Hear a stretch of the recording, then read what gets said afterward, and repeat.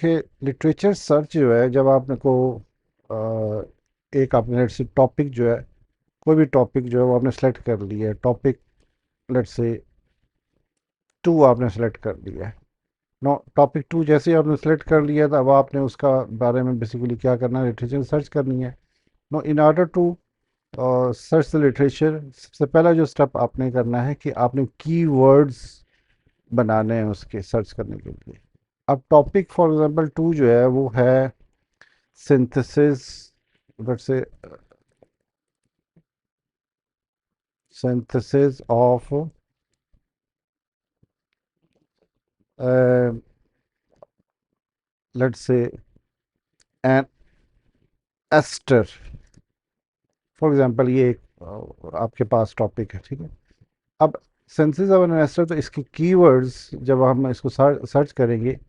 तो कीवर्ड्स हमें बनाने पड़ेंगे एक एस्टर के बारे में कि एस्टर जो है वो क्या है ठीक है और फिर formation of ester in nature फिर synthesis of ester in lab फिर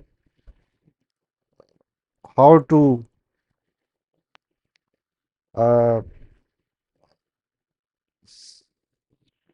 how to prepare an ester in lab okay so इस टाइप की छोटी छोटी जो कीवर्ड्स हैं जो क्वेश्चंस हैं जो आपके क्वेश्चंस बेसिकली हैं एस्टर क्या है मतलब एस्टर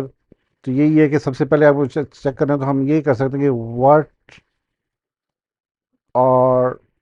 द एस्टर इस पे हम पहले इंफॉर्मेशन गेन कर लेते हैं कि जी एस्टर्स क्या होते हैं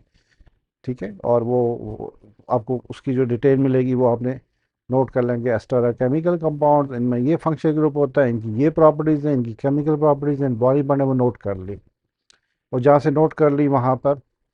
उसका रेफरेंस भी कलेक्ट कर लिया उन पेपर्स का या उन चीज़ों का जो है उसके बाद नेक्स्ट ये formation of an ester in nature इस पे आप सर्च टन यूज रन द सर्च कि how the esters are form in nature में कैसे बनते हैं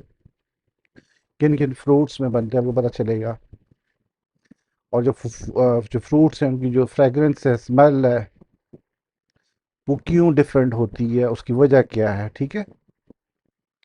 फिर इनकी जो synthesis of an ester in lab lab में अगर बनाना है स्मॉल स्केल पे तो कैसे बनाएंगे what are the starting materials reactants क्या होंगे कंडीशंस क्या होंगी कौन सा सॉल्वेंट यूज़ होगा कैसे जो है हम रिएक्शन को मॉनिटर करेंगे जो एस्टर बनेगा उसको हम कैसे कंफर्म करेंगे बॉइलिंग पॉइंट से करेंगे टीएलसी से करेंगे ठीक है तो ये छोटे छोटे क्वेश्चन बना के आपने इस तरीके से उस टॉपिक से रिलेटेड इन्फॉर्मेशन गैदर करनी है और जो इन्फॉर्मेशन ये गैदर करनी है वो आपने जो उनका सोर्स है कि डोंट यूज़ जिसको हम कहते हैं कि don't use any information from Wikipedia ठीक है विकीपीडिया से आपने कोई इंफॉर्मेशन नहीं लेनी साथ साथ जो है वो आपने जो ब्लॉग साइट्स हैं ब्लॉगिंग वगैरह की ब्लॉग्स या मैगज़ीन्स मुख्तलिफ जो होती हैं उनकी साइट से उससे भी आपने इंफॉर्मेशन नहीं लेनी आपने सिर्फ और सिर्फ बुक्स जो कि अवेलेबल हैं या रिसर्च आर्टिकल्स ठीक है जिनकी आपने जिनका नाम रेफरेंस आथर के नाम और नोट करके रखने जाके आप उनको रिपोर्ट के अंदर जब लिखें तो आपको ज़रूरत होगी कि इनको सर्च करना है तो रिसर्च आर्टिकल जो हैं वो बेसिकली हम जो हैं वो मोस्टली जो हैं वो जो पेपर्स हैं पास पेपर्स वहाँ से मिलते हैं जिसमें मुख्तलिफ जो और सर्च इंजन जैसे मैंने आपको सनेप्स बताया है कि सनेप्स जो एआई है ये यूज़ करें ये बहुत बेहतर है ज़्यादा लोग जो है वो गूगल स्कॉलर से ही करते हैं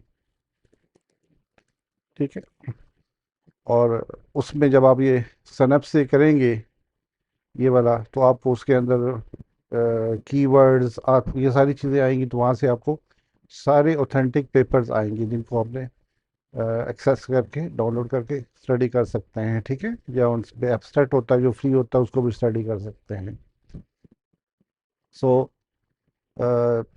ये सारी जो चीज़ें हैं बेसिकली ये जो है ना इसका जो भी आप चीज़ नोट करेंगे, कहीं बॉइलिंग पॉइंट, कहीं चीज़ डेंसिटी, तो उसका रेफरेंस ज़रूरी है। ये नहीं कि रेफरेंस के बगैर कोई भी चीज़ जो है ना वो रिसर्च में एक्सेप्ट नहीं की जाती।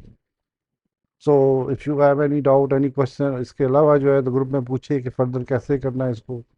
चीज़ें सीखें इसके बारे में, ठीक है। But don't use that chat GPT और एनी जेमिनाई या क्लॉड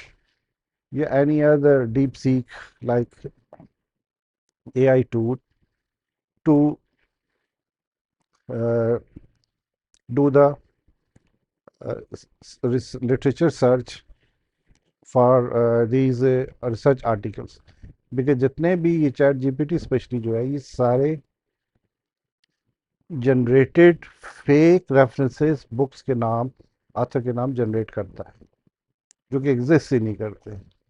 तो रियल जो है उसके लिए आपको मैंने टूल बताए हुए हैं, ठीक है। तो